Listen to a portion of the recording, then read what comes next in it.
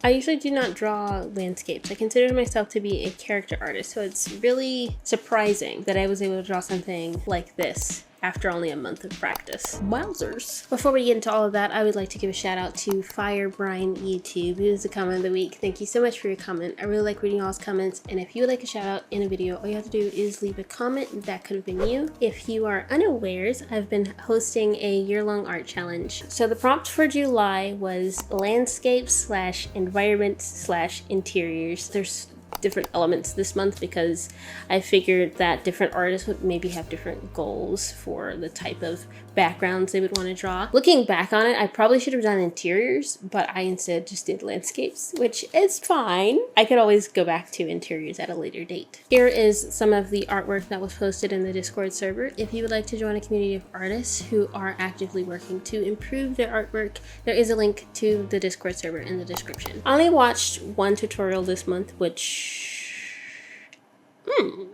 I probably should have watched more, but the one that I did watch was so informative that I honestly didn't feel the need to go watch anymore, though don't get me wrong, I definitely could stand to watch a few more tutorials, but the landscapes, how to draw landscapes basic steps tutorial was super helpful, and I learned how to break my references into 3 parts: the background, the midground, and the foreground. That really helped me to stop being so overwhelmed by details, because normally when I look at a reference, I'm just looking at all the individual things, and sometimes I would just get super overwhelmed with all the information that is within the reference. So learning to break my references down into those 3 parts was incredibly helpful. This was also some advice that was given to me by Kenny from the Discord server. Kenny comes in clutch every month, and I appreciate them so much. In that tutorial, they also suggested that you think of the details in the reference in terms of shape and texture, and that was also super helpful because, once again, I tend to get really overwhelmed with details. The very first drawing that I did this month was a follow-along drawing that I did while I was watching the tutorial, and it helped me to kind of see those principles that I just mentioned in action. Afterwards, like immediately afterwards, I drew my view. The view that was in front of me. I was sitting on the porch and I just drew everything that was in front of me. Well, not everything, because that would have been a bit much. I kind of narrowed it down a little bit. I noticed immediately after watching that tutorial that just looking out at what was in front of me, it was much easier for me to understand what I was looking at so that I could actually take what I was seeing and draw it. And I even drew a car. I probably should draw more cars moving forward too, but we're not on that right now. After those first couple of studies, I took some photos whilst on the road.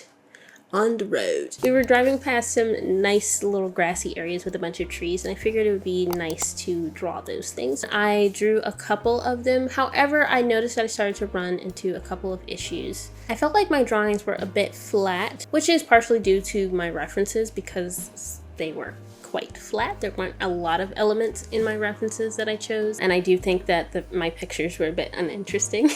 Kenny then suggested that I introduce some color into my studies, and that really changed the game for me, honestly. I went into this month thinking that I would do like traditional studies, but I figured it'd be a lot easier for me to just do digital studies, and also just the barrier for entry would be lowered for me, because if I had to break out gouache and watercolors and water and all the brushes and clean up afterwards, that would make me less likely to actually sit down and study. So I was like, I'm not even gonna do all that right now, and I'm just gonna use my iPad, and that was a good call. I also put my references aside and just used some references from Pinterest.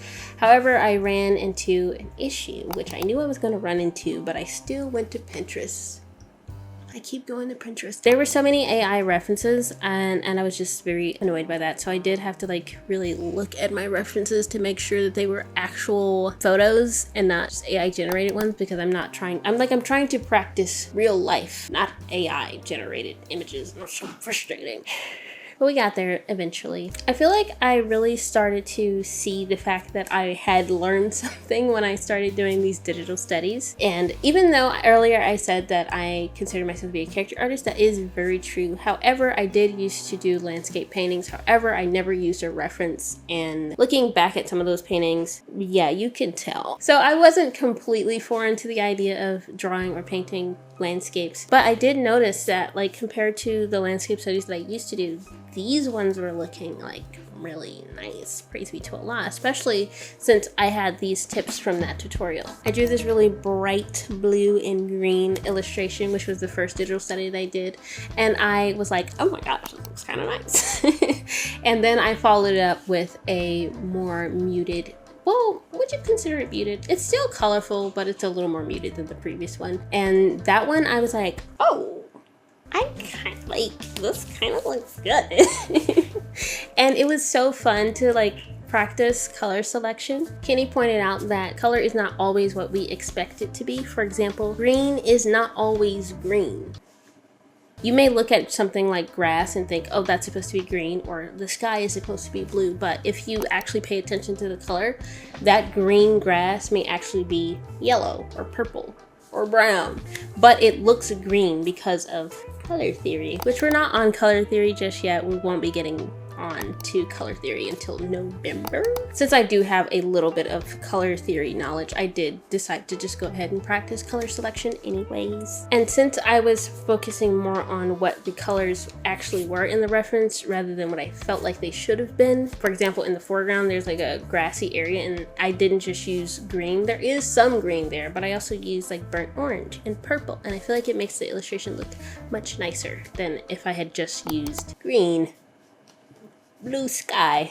Next, I did this little sheep drawing study, which is actually a redraw of one of the pencil studies. I definitely think this is one of my weaker drawings from this month. I focus more on color here, I feel, than the 3 separate pieces, you know, the background, foreground, midground, and I think you can tell like, to me it just looks a little wonky, but you know what, I'm glad I did it. My last study for the month was this really neat lighthouse study, and this was my favorite drawing to work on this month, and also I think it's my favorite drawing from this entire month, and it gave me the opportunity to really practice that cold color picking thing. And I also didn't want to keep drawing like trees and grass, so I chose this reference of this lighthouse, and it has water, which is my nemesis.